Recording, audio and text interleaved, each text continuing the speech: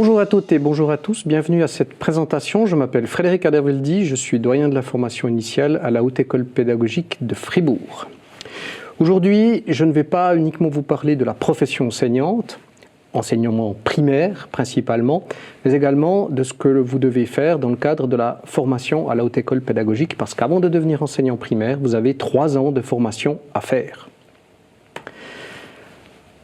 J'ai posé 3 questions en guise de préambule. La première, qu'est-ce qu'une HEP? La deuxième, qui étudie-t-on? Et la troisième, comment devenir enseignant et enseignante primaire, puisque c'est cette profession à laquelle vous vous destinez si vous suivez cette présentation. La HEP, c'est quoi? La HEP, eh bien, c'est une haute école pédagogique, j'y reviendrai tout à l'heure. Qu'est-ce qu'on offre? Une formation primaire pour devenir enseignant primaire. 2 diplômes, un bachelor sur lequel on reviendra tout à l'heure et un diplôme d'enseignement qui vous permet au bout de 3 ans de formation de devenir enseignant et enseignante primaire titulaire. Et bien sûr, l'accès à une profession totalement enthousiasmante, celle à laquelle vous vous destinez. La HEP, c'est un acronyme. C'est pour Haute École Pédagogique. Qu'est-ce qu'une haute école? Eh bien, la Haute École Pédagogique fait partie du domaine des hautes écoles en Suisse, au même titre que les HEU, les hautes écoles universitaires, qu'on appelle la plupart du temps universités, et les HES, hautes écoles spécialisées. Chacune de ces institutions délivre des titres qui sont les mêmes, bachelor ou master, et puis pour les universités, les doctorats. Les hautes écoles pédagogiques ont une mission principale, c'est celle d'assurer la formation initiale, c'est-à-dire de base, des enseignantes et des enseignants du degré primaire. Et on rajoute une dimension supplémentaire dans le cadre de la formation à la Haute École Pédagogique de Fribourg, celle de l'accompagnement en début d'activité professionnelle, ceci pour assurer un meilleur suivi entre la formation de base, la formation initiale et la formation complémentaire. Tout cela se fait dans le cadre de ce qu'on appelle une formation professionnalisante. Pourquoi? Parce que cette formation vous permet, au bout de 3 ans d'études, de devenir enseignant ou enseignante, qui est donc un métier ou une profession, et que tout au long de votre formation, vous allez avoir un rapport avec les différents terrains, principalement les classes dans lesquelles vous allez effectuer des stages. À la HEP, on y étudie pendant 6 semestres, 3 ans. Ces 3 ans, qu'est-ce qu'on y étudie? Eh bien, on y étudie plusieurs domaines de formation qui sont tous liés au domaine du cadre scolaire. Un des grands domaines, ce sont bien sûr les sciences de l'éducation et la psychologie. La psychologie, notamment celle de l'apprentissage.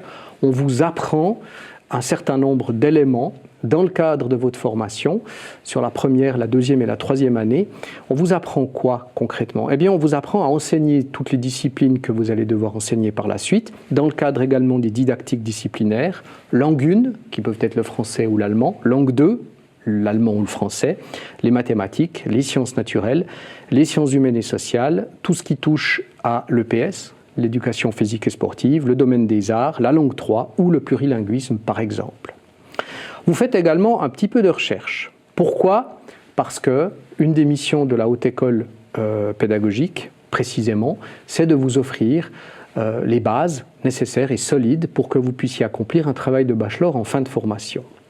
Vous aurez bien évidemment également tout le domaine du multimédia et de la technologie de l'information et de la communication à votre programme. Par les temps qui courent, c'est évidemment important. On vous assure également un aspect important dans le fait de vous construire en tant que futur professionnel par le biais d'un certain nombre de domaines, notamment celui du développement professionnel, mais également de la pratique de l'enseignement. Vous allez devoir effectuer 7 stages au total, 2 en première année, 3 en deuxième année, dont un stage dans la langue partenaire et 2 stages en dernière année de formation. Le premier et le troisième stage s'effectuent sur une très longue période, 1 jour par semaine dans la classe en principe. Tous les autres stages se font sous format de stage bloc. Il y a également l'obligation de vous qualifier plutôt dans le cycle 1 ou de vous qualifier plutôt dans le cycle 2. Il faut savoir que le diplôme pour lequel vous inscrivez à la HEP couvre l'ensemble des 2 cycles. C'est un diplôme généraliste, mais que dans le cadre des 180 crédits de la formation, on n'a pas pu tout mettre. Donc du coup, on vous oblige à faire un choix. Ce choix, il porte sur 20 crédits ou d'approfondissement au cycle 1 ou d'approfondissement au cycle 2. En tout cas, une chose est sûre, c'est que c'est une formation qui vous apprend un métier passionnant, un métier pour lequel, manifestement, puisque vous êtes là, vous avez un intérêt. Pour présenter un tout petit peu plus ce qu'est la HEP, il faut savoir que c'est une institution à taille humaine. Nous avons environ 550-600 étudiants, un peu plus de 90 formateurs ou formatrices qui interviennent, parmi lesquels des gens qui sont employés à temps plein à la HEP, mais également des personnes qui sont enseignants et enseignantes primaires et qui interviennent dans un certain nombre de dispositifs de formation.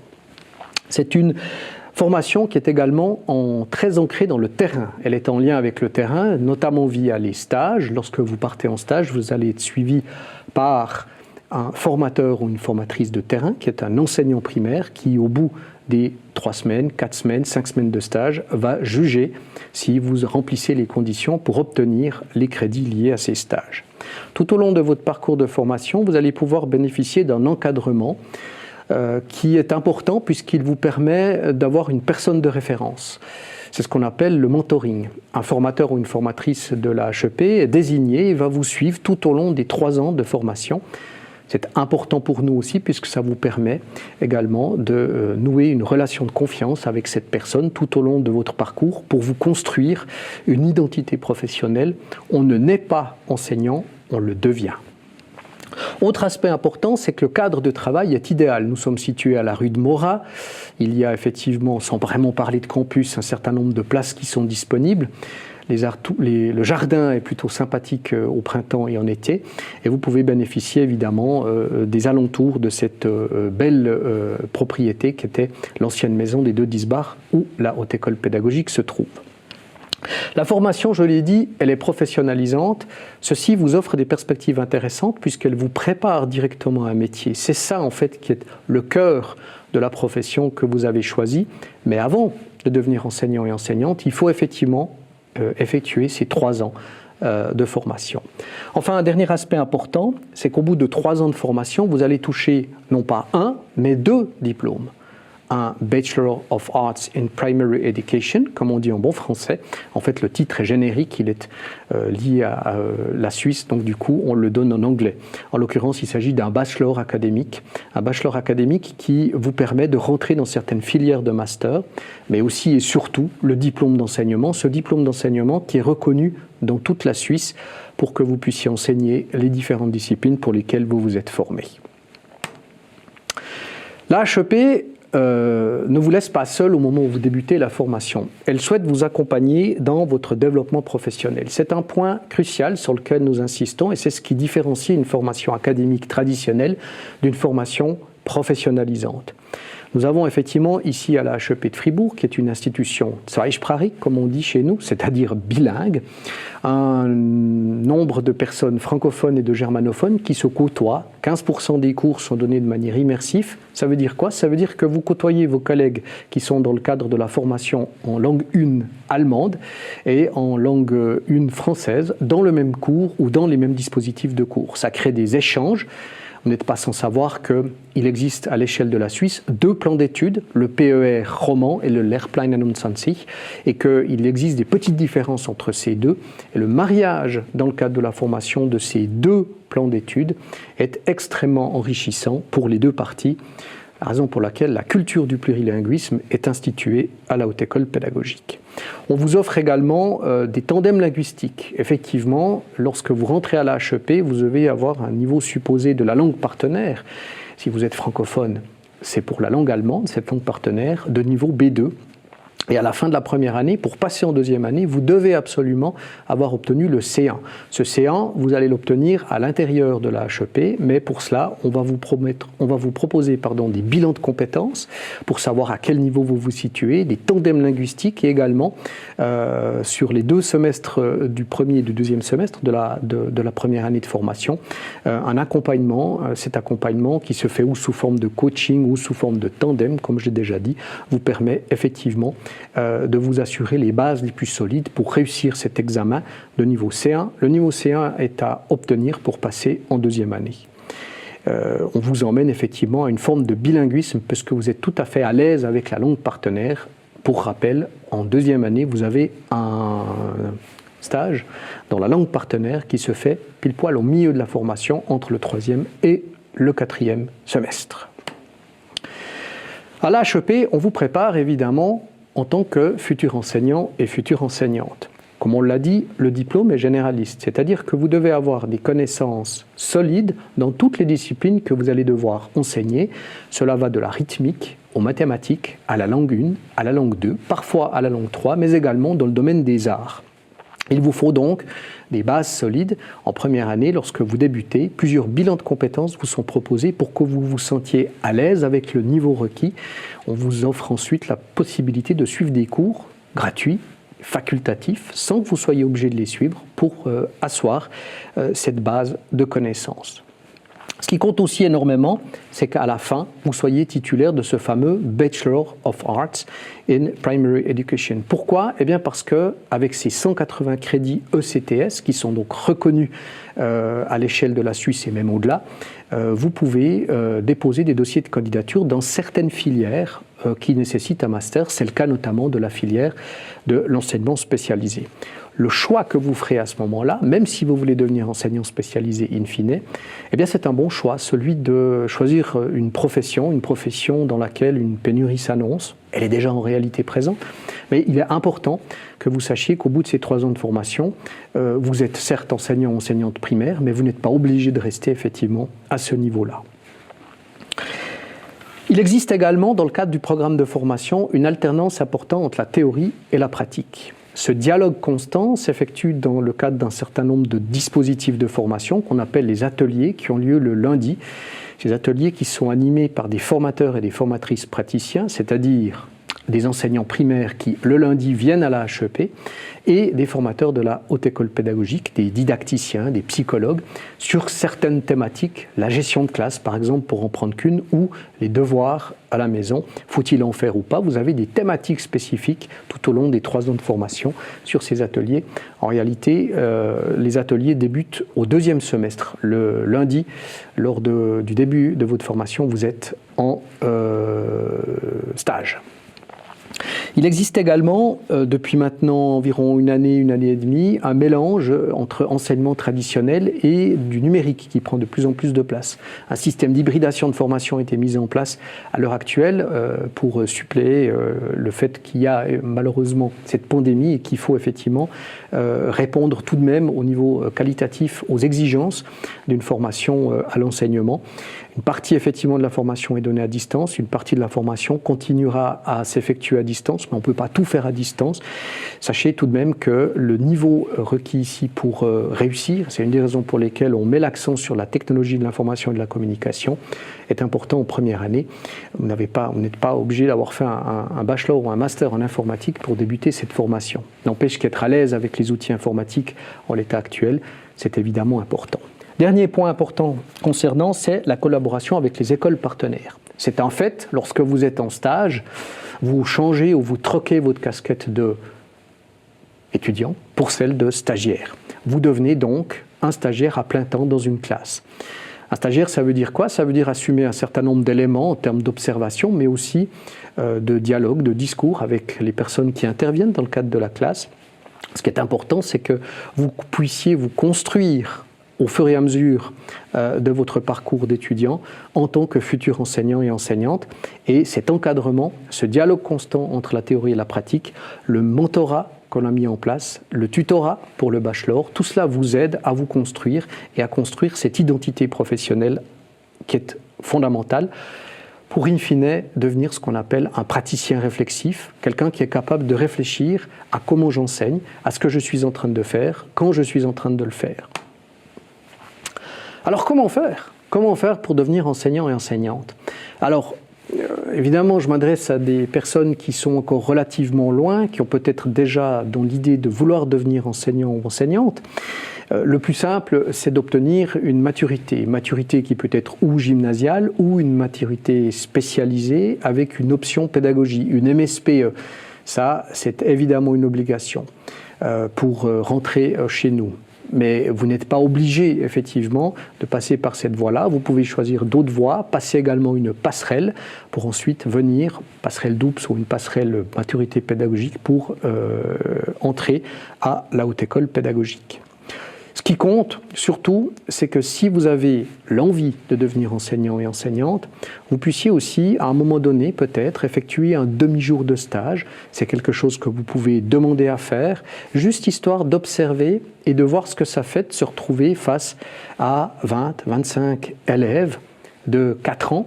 Ben oui, effectivement, en AH, les élèves débutent, pour certains, ils ont 4 ans, certains ont bientôt 5, jusqu'à 12 ans, 12 pour certains, même presque 13 ans. C'est important de voir ce que ça fait, effectivement, parce que c'est un des aspects les plus importants du métier.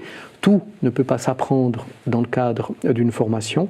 Il y a une partie, effectivement, de ce qu'on a en nous et de l'envie de transmettre ce qu'on a appris nous aussi quelque part, et on a tous un rapport particulier avec l'école puisqu'on y a tous été et vous y êtes encore pour un petit bout de temps.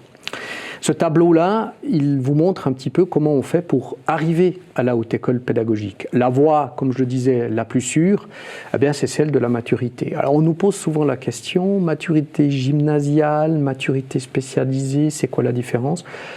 En fait, il y en a une grande à l'heure actuelle, en l'état actuel en tout cas, c'est que la maturité gymnasiale vous ouvre également les portes de l'université. Ce que la maturité spécialisée avec l'option pédagogique ne vous offre pas. Donc réfléchissez-y en temps et en heure. Si par contre votre envie est claire, que vous allez devenir enseignant primaire pour entrer à la haute école pédagogique, les deux maturités vous offrent de bonnes perspectives, avec peut-être un tout petit avantage pour ceux qui auraient fait la maturité avec l'option pédagogique. Pourquoi ? Eh bien parce que dans votre cerveau, vous aurez déjà assimilé un certain nombre de modes vocabulaires, des modes vocabulaires qui sont propres à la fameuse boîte à outils dont les enseignants se servent. Canevas, planification, ce genre de choses qui paraissent évidentes lorsqu'on est en fin de formation, mais qui doivent être appropriées ou qu'il faut s'approprier au moment où on débute. Une dernière chose concernant cette formation, ce qu'il faut savoir, c'est que lorsque vous allez vous inscrire, vous allez pouvoir vous inscrire dans 2 filières. Francophone d'un côté ou bilingue. Il existe effectivement à la haute école pédagogique la possibilité de faire une partie de la formation en allemand.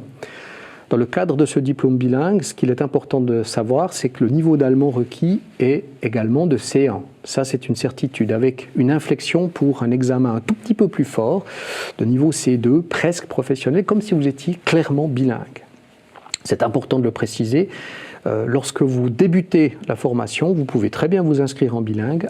Au milieu de la première année, vous avez un examen, un test de connaissances linguistiques qui vous dit si oui ou non vous avez les compétences linguistiques pour suivre cette filière de formation. Si c'est le cas, vous feriez la première et la troisième année en langue 1, respectivement en français, et toute la deuxième année en langue 2, en allemand. Ça veut donc dire 3 stages. Mais effectivement, toute cette formation serait faite du côté allemand. Autre aspect important, on l'a mentionné, quel type ou qu'est-ce qui vous permet de rentrer à la haute école pédagogique ? Maturité avec une option pédagogique. Vous avez aussi la possibilité de vous requalifier professionnellement parlant, mais ça voudrait dire que vous avez choisi une autre voie. Je n'y reviens pas là-dessus. Important, le délai en général, il est toujours le 31 mai de l'année qui précède. Si on prend l'exemple pour rentrer à la haute école pédagogique, à la rentrée académique de 2021, vous avez jusqu'au 31 mai 2021 pour vous inscrire. La période durant laquelle vous pouvez vous inscrire est extrêmement longue. Elle s'étend en général entre la mi-novembre de l'année précédente et la fin mai. Ce qui compte surtout, c'est de savoir qu'au bout des 3 ans de formation, ce qui vous attend, c'est un métier passionnant, enrichissant, extrêmement intéressant. Pourquoi ? Parce que vous allez devoir côtoyer des humains qui, au fur et à mesure où vous les verrez grandir durant la formation, durant les rapports avec les personnes avec lesquelles vous allez travailler, tout cela fait qu'à la fin, vous avez choisi, ou vous êtes convaincu d'avoir choisi la bonne profession.